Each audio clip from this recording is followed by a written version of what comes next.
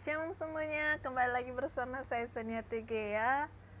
Sebelumnya kita pernah membahas tentang keadaan kerendahannya, humiliation, dan sekarang kita akan membahas tentang keadaan kemuliaannya, tentang expression state. Nah, keadaan kemuliaannya ini membahas tentang, kita akan membahas tentang tafsiran yang akan kita bahas satu persatu. Nah, yang pertama, kebangkitannya. Kita percaya bahwa Yesus datang ke dunia dan mati, dan pada hari yang ketiga dia bangkit kembali, saudara. Dan yang kedua, kenaikannya. Sesudah dia bangkit dan dia naik ke sorga. Dan yang ketiga, posisinya sekarang.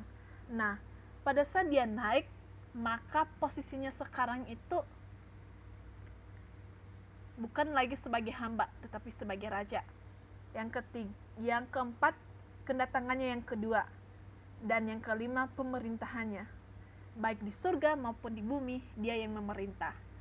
Nah, dan nubuat tentang mesianik yang ada di dalam 1 Petrus pasal 1 ayat 10 sampai 11. Yang pertama, kita akan membahas tentang bukti akan kebangkitannya. Ada bukti objektif dan ada bukti subjektif. Nah, bukti objektif ini ada dua bagian yang teman-teman, yaitu penampakannya dan kubur yang kosong. Dia nampak dan kuburnya kosong.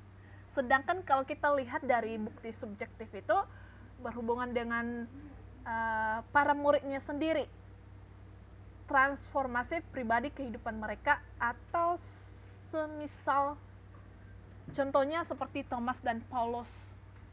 Dan yang kedua, perubahan dalam pelayanan karena kuasa Roh Kudus. Nah, ini tentang bukti subjektif dan bukti objektif.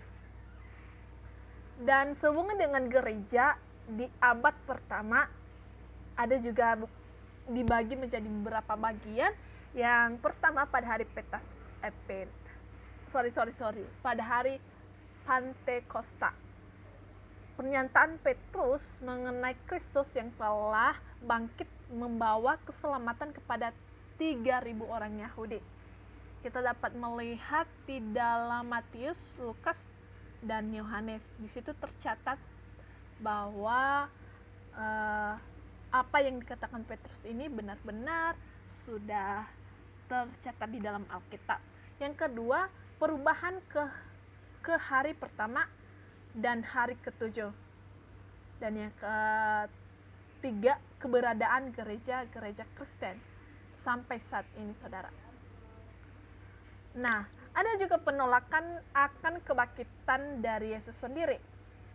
Karakter penolakan dan bentuk penolakan. Dan kita akan membahas tentang bentuk penolakan ini, teman-teman.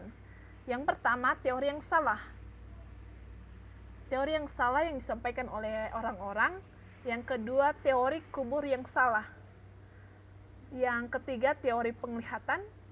Yang keempat, teori mitos yang kurang jelas atau cuman di copy doang dan tidak benar-benar nyata atau fakta. Teori kebangkitan rohani.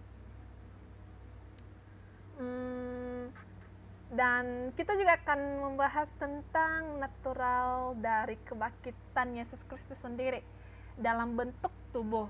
Yang pertama, tubuh yang mati sama dengan tubuh pada saat dia bangkit.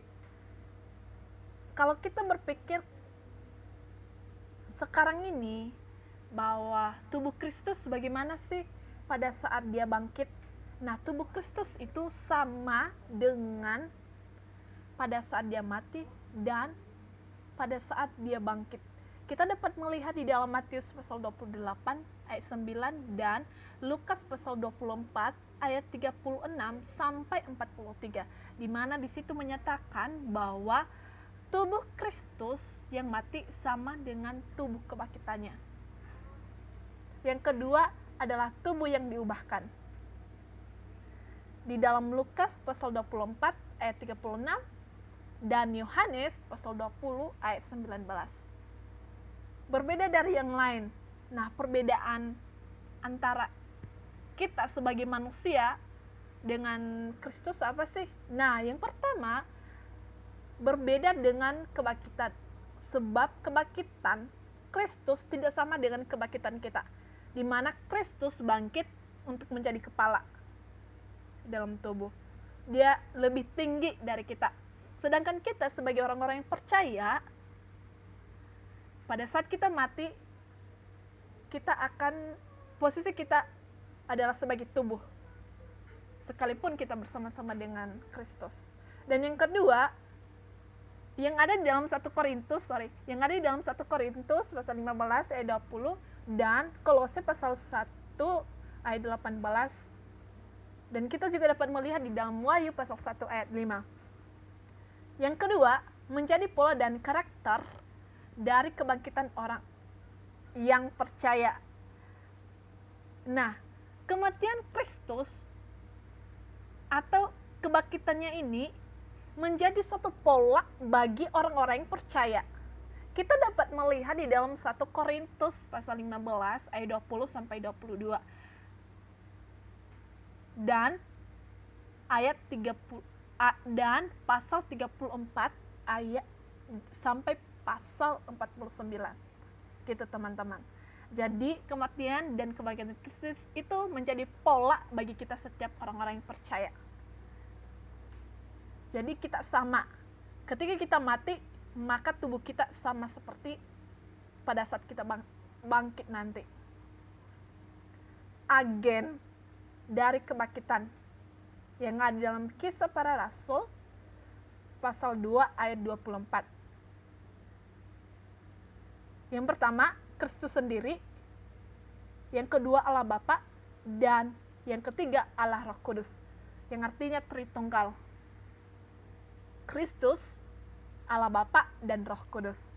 Oleh sebab itu teman-teman, kalau teman-teman masih penasaran akan kemuliaannya ini, tetap ikutin channel kami dan tetap jangan lupa subscribe, like, dan komen. Shalom.